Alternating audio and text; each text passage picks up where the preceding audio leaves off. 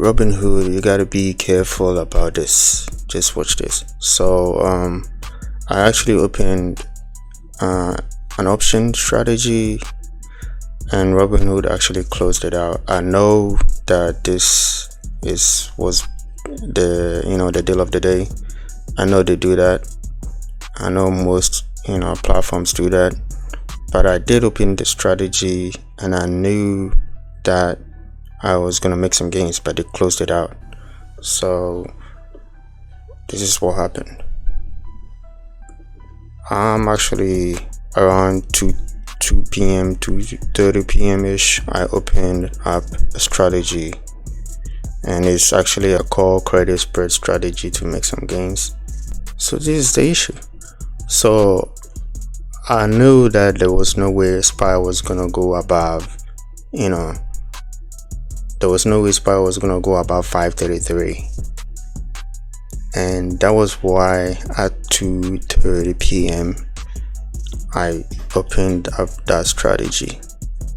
But guess what happened? At 3:30 p.m. Robinhood closed it out because they said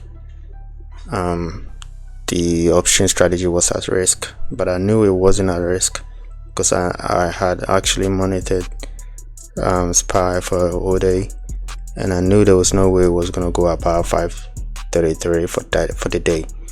So day trading, y'all should be careful with Robinhood. I know a lot of people complain about Robinhood, but we still jump on Robinhood anyways. So just be sure they don't care as